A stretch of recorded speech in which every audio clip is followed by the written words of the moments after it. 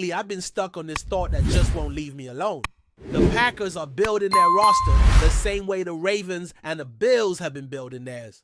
They've got depth, solid talent across the board, and a strong philosophy behind how they draft and sign players. But here's the catch. While Baltimore has Lamar Jackson and Buffalo has Josh Allen, the Packers are rolling with Jordan Love. And as of right now, Love isn't quite at that superstar level. So what gives? How does Green Bay compete with teams that have MVP caliber quarterbacks when their guy is still unproven? The answer I keep coming back to is simple, even if it's not the flashiest one. Matt LaFleur. Think about it.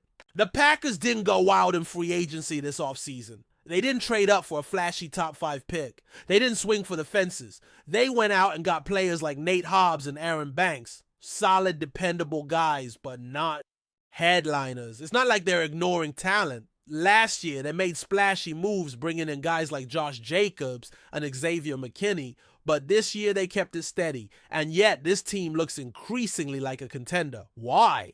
Because the core of this team isn't built around collecting stars. It's about creating a system where good players can thrive. And if you look around the league, that model works when you got the right leadership. The Bills don't have a roster filled with elite talent. After Josh Allen, who's the second best player on that team? Maybe James Cook? Matt Milano? They've got a bunch of good players, not a bunch of great ones. Same with the Ravens. Once you get past Lamar and maybe Derrick Henry, he's had his ups and downs. It's a similar story. Marlon Humphrey's been excellent. Roquan Smith had an all-pro year a while back, but neither has been dominant year in and year out. So what separates those teams from the rest of the pack? It's the quarterback and maybe the coach. The Ravens and the Bills get as far as they do because their quarterbacks are special. That's the missing piece for Green Bay. Jordan Love has shown flashes, real flashes. And if he takes the next step, the Packers might not just look like those teams. They might beat them. But here's the twist. Even Josh Allen and Lamar Jackson haven't been to a Super Bowl. Not once. They've had MVP seasons, they've won playoff games, but they haven't reached the summit. So how do you build a team that can actually win the whole thing? You don't necessarily need the best quarterback. You need consistency. You need coaching. And that's where Matt LaFleur comes in. LaFleur is one of the few coaches in the league who can actually elevate the offensive side of the ball. He's done it with Aaron Rodgers. He's done it with Jordan Love. And he's even done it with backup quarterbacks when he had to. Say what you want about his playoff resume, but the man knows how to scheme. He's had top 10 offenses in multiple seasons. He puts his quarterbacks in a position to succeed. He makes adjustments, maybe not always perfectly, but enough to keep Green Bay in the fight, even when they're underdogs. When you look at what separates good teams from championship teams, it's not just talent. It's about the ability to be consistently good over time. Think about it. How many years in a row can you give yourself a shot at the playoffs? How many seasons can you be around the basket, waiting for the right rebound to land in your hands? The Chiefs have done it. The Patriots did it. Even the Rams caught lightning in a bottle when their coaching, defense, and quarterback all clicked at once. LaFleur might not have a Super Bowl ring yet, but he's shown he can go toe-to-toe with the best minds in the game. He's beaten Sean McVay every time they've matched up. He's taken down Mike McCarthy. He's outcoached Pete Carroll. The only guy who's really had his number in the postseason is Kyle Shanahan. And even that's come down to execution more than scheme. The Packers were a few plays away, literally a couple of moments, from changing their playoff narrative entirely. And let's be real here. In some of those games, the blame doesn't fall on LaFleur. The 2021 collapse against the 49ers? Rodgers didn't deliver. The special teams were a disaster. The offense completely disappeared after the first drive. That's not just on the coach. That's on the quarterback and the guys on the field. In 2023, the Packers cooked the Cowboys in a game where nobody expected them to win. That was a LaFleur masterclass. And against the 49ers, again, they came in as underdogs, held their own, and pushed the best team in the NFC to the edge. It's easy to forget how close that game was because of the ending, but the plan going in, it was solid. They just ran out of answers in the second half. Sometimes that happens, especially when you're facing a loaded team like San Francisco. So yeah, Jordan Love isn't Josh Allen or Lamar Jackson, not yet. But that might not even matter because Matt LaFleur is the kind of coach who can be the difference.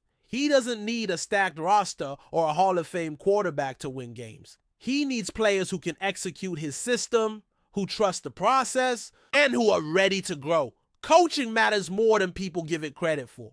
The NFL isn't like the NBA, where the best player on the floor can dominate a series. In football, there are too many moving parts. You need depth, you need discipline, and most importantly, you need a vision. LaFleur brings that. He understands how to build an offense, how to adjust to his players' strengths, and how to put them in a position to win. Look at the Eagles a couple of years ago. Now, they had one of the best rosters in the league, a legit super team, and still came up short. The 49ers have had elite defenses and innovative schemes, but no ring to show for it. The Chiefs? They've got Mahomes, sure, but they also have Andy Reid. And that matters. Reid is a difference maker, just like McVay was when the Rams won it all. Just like Belichick was with Brady. Just like Pete Carroll was with the Legion. Of boom, Green Bay's not building a juggernaut full of all-pros at every position. They're not chasing names. They're building something sustainable. A team that can compete year in and year out. A team that's good enough to win in January and maybe even in February if the pieces fall into place. And at the center of all that is Matt LaFleur. So when people ask if Jordan Love can take the Packers to the next level, my answer is this: maybe. But he doesn't have to be Mahomes or Allen or Lamar to do it. Not if LaFleur keeps doing what he's doing. Not if the offense keeps growing. Not if the defense takes that next step. Because the Packers have something most teams don't.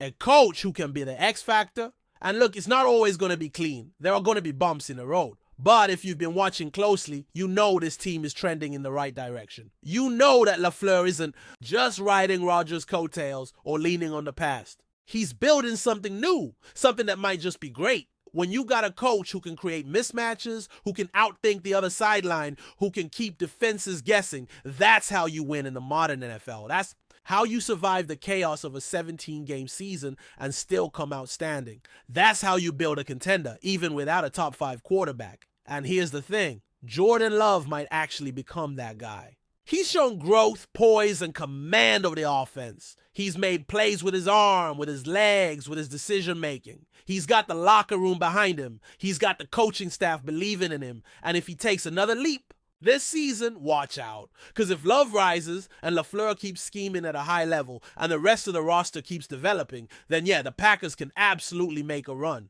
They might not look like the flashy favorites on paper, but they've got something that's just as dangerous, a foundation, a vision, and a coach who knows exactly how to bring it all together. And that might just be enough to get them where they've been trying to go since 2010.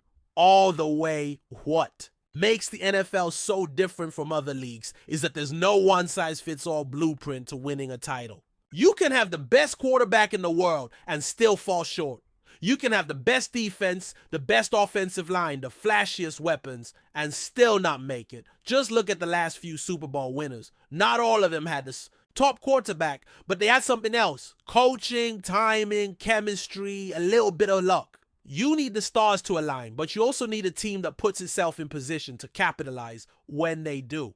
Take that Rams team that beat the Bengals. Matthew Stafford wasn't the best quarterback in the league that year. Rodgers won MVP. Joe Burrow was incredible. Brady was still slinging it. But Stafford had a defense with Aaron Donald, a receiver like Cooper Kupp, and Sean McVay calling the plays. That was the difference. The pieces fit together just right. It doesn't have to be perfect. It just has to be enough. That's what the Packers are trying to do. They're not chasing perfection. They're chasing opportunity. They're building a team that can be in the mix every year until the breaks finally go their way. And honestly, that's the smartest way to do it. Stack the odds in your favor.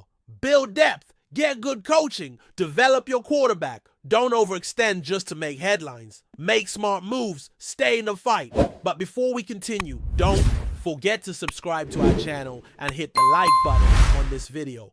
Your support helps us keep bringing you the latest updates on the Green Bay Packers. And don't forget to share your thoughts on the news in the comments below. The NFL world is buzzing with speculation as whispers grow louder about a potential blockbuster move.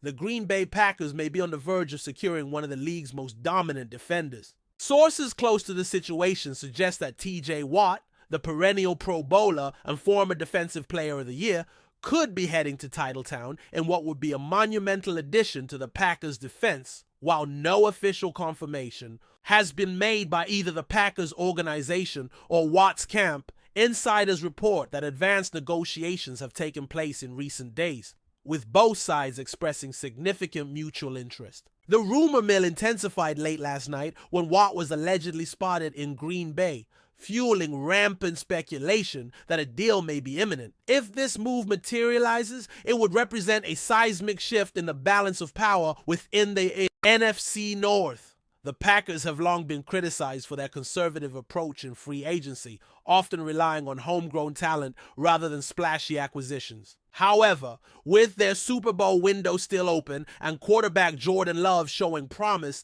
the front office might be signaling a new, aggressive direction. Adding Watt to an already formidable defensive unit would instantly elevate Green Bay's pass rush to elite status. Pairing him with Rashawn Gary and Preston Smith will create a nightmare scenario for opposing quarterbacks and offer the Packers a defensive edge unseen in years. Fans and analysts alike are cautiously optimistic. While some warn against reading too much into the rumors without official word, others point out that such a move fits within Green Bay's recent push to reassert itself among the NFL's elite contenders. For now, the football world watches and waits.